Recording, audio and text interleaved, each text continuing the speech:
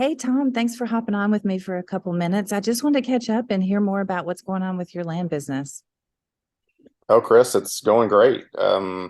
As you know, I started out just doing this as a little side hustle and sending out some mail. And to my surprise, I bought my first piece of property and flipped it and doubled my money, which was just awesome.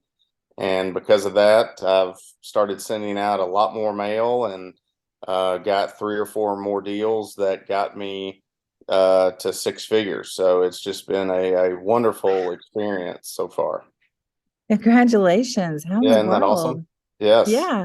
So you start off as a side hustle and like how much mail did you send initially? Like when you were just trying to prove out Just, the concept? yeah, just a few thousand pieces of mail. So nothing crazy. And just to kind of dip my toe in the water and just kind of see if this worked. And like I said, to my surprise, I got some phone calls and got my first deal under contract and turned around and flipped it a couple months later and doubled my money. So it was just a wonderful experience. Okay, how much did you make? Tell me about your Er, deals. Yeah, well, first deal, bought it for 30 and sold it for 60. So pocketed 30 grand with not a whole lot of effort. So not too shabby for the first one.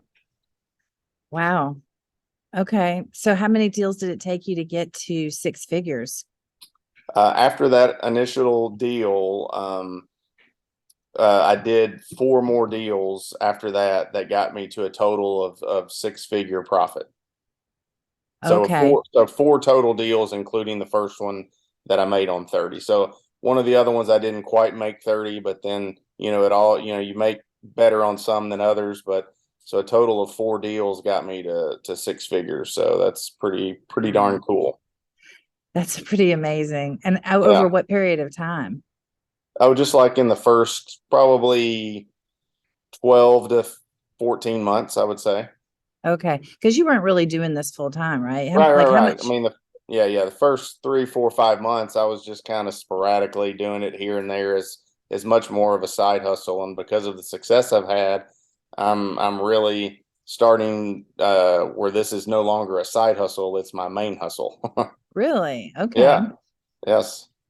So have you had any big challenges or like struggles like through the process, or did it come pretty easy for you? Honestly, it came pretty easily. I mean, as you know, I think I was one of the first ones to kind of go through your course and just learned all the different. It's not real complicated, to be honest with you. If you just sort of follow the Yeah, plan, follow the path, and it's a numbers game, is what I've figured out. It's all about the more mail that you're sending out and the more that you're sort of filling the top of your funnel, then you just sit back and wait on the deals to come. that's nice. So you have like your whole money machines, like what I call it. You got your money Yes, machine working for you. it's plugged in and it's going on full force right now. Okay. Okay, cool. Was there like a big aha moment for you? Like how did you figure this out? Yeah, well, I mean that the first deal to make 30 grand with honestly not Yeah. doing a whole lot of work, that was kind of the proof of concept to me. And I've Hmm. and I've made some other deals that were around that same amount of money, but my biggest deal, the one that I'm most excited about, is the last deal I did profited me over $75,000. And Wow. that's more than I used to make in a year working in a corporate job. And so to be able to make that in just one deal is just incredible. Yeah, it is. It is. Tell us a little bit about that deal. How did you get such a big profit? What happened? Well, it was just it was in a county that's a couple of counties away from where I live, and the owners happened to be live out of state, so they had not seen this property in many years. And so I was able to, I had priced it right, and I did my homework on the comps, and so I was able to get it at a way below market price, and then Hmm. turn around and put it out for sale. And actually, this was a property that someone wanted to buy to start turkey hunting. And so they bought the Oh, property not to build on, but this was a hunter and he wanted the property to go turkey hunting. that must have been a lot of acreage. It was like I think 60 or 70 acres, I believe, something like Okay. that. Okay. So like, do you focus on the larger acreage? I do. Yeah, yeah. I just think there's more bang for your buck in that. So most of my mailers now are between 25 to 100 acres. I really don't go below 25 acres anymore. Okay. Hmm. Okay. Interesting. Well, has the what would you say was your biggest what helped you succeed the most? Like, was it getting my help? Was it going through the course? Was it just taking action? Was there something that just happened that you think really made it work?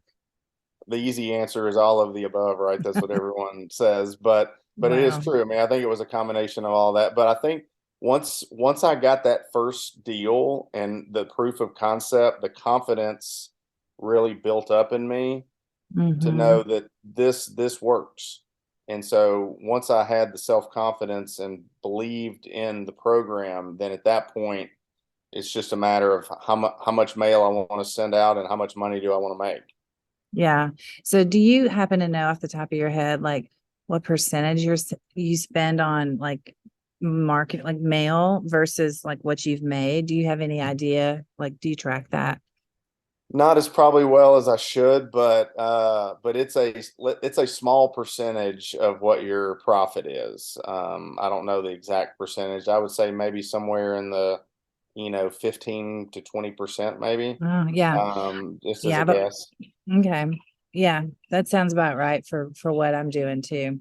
Yep. I Okay. mean, so that's interesting, but it does feel hard for people to put all that money out because sometimes it feels like a lot of money to invest, right? And then not knowing if it's going to work. Like I think a lot of people have fear for that. What would you say to people who are afraid to like just do it?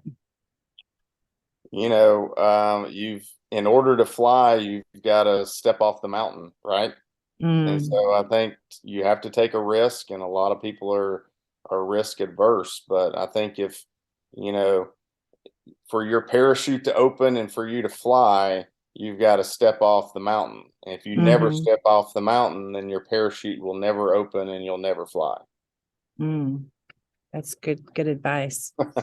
Well, it's great to catch up with you. Thanks for Yeah, taking a you too, minute Chris. to tell me what's going on. Yeah, it's good to see you. All right, see you later. All right, take care. Have a good day. Bye bye. Bye.